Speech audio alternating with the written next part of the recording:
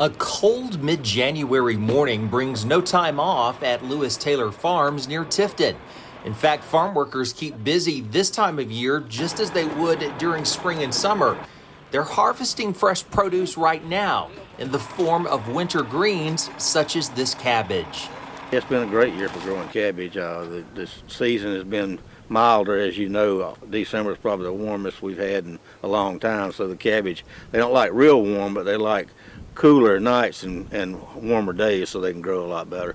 The farm crew works quickly to cut and box these cabbages and put them on the truck. And it's not because they're in a race to get all the farm's 150 acres of cabbage harvested in one day. Rather, it's because each morning brings a new batch of orders. Vendors that come in and they buy product from us daily. We do Kroger, we do Publix, we do Winn-Dixie, we do food service, Cisco's, all the different type food service people as well. And after today's cabbage harvest is complete, the work is only just starting to get these cabbages ready to ship. We bring it to our packing facility and inventory it and put our QC codes on it and all the other codes that we have to put on it to verify for food safety. And then we put it in our cooler to cool it down to 34, 35 degrees. And then when it gets to that temperature, then we have trucks that come in from all over the country and pick up. We have gone out to Washington State with it. We go to New York and Canada regularly. But Washington State is just if they're really out or really behind. And this crew will also stay busy even after they're done in the cabbage field. We'll cut to order what we got to cut today, and then we'll go and cut greens or collards or kale or turnips or mustard after this. Lewis Taylor Farms has evolved into an agricultural giant in the past 8 decades. We have 81 greenhouses, and we actually are developing seedlings to be transplanted into the field.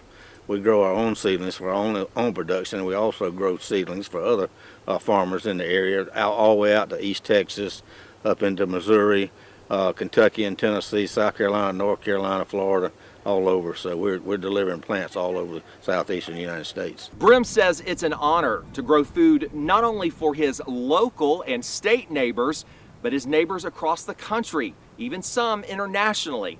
However, he does say that he believes lawmakers on the federal level need to do more to act in the interest of American farmers.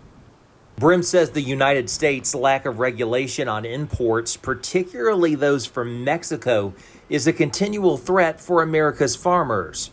We can have squash at $14 or $15, and Mexico can send up one load across the border and it drops to $6. And that's below our production cost. We just can't continue to do it. But what we would like to see done in the southeastern United States is put a tariff or something on to keep them from doing it in our window. You know, the Canadian government, when they have their farmers doing something, we can't ship into there. As long as they don't have their farmers doing something, we can ship in there. But once their farmers start producing, then they cut us off. We can't go in there. I wish that our lawmakers would help us here in the southeastern United States to focus on trying to do something for us, whether it be some kind of federal guidelines where we can participate, and if it gets below our production cost, we can file a claim against Mexico or either file one against our USDA. As Brim holds out hope for change in Washington, his mind remains firmly planted on his farm. Once we get through this field, we'll come in and mow these leaves off and the plants off, and then we'll get ready to plant another crop, and we'll probably either put squash or cucumbers here right behind them. Always looking ahead, not only to fill the next day's orders, but planning for the next season and the next year. On the farm, I'm Loyd.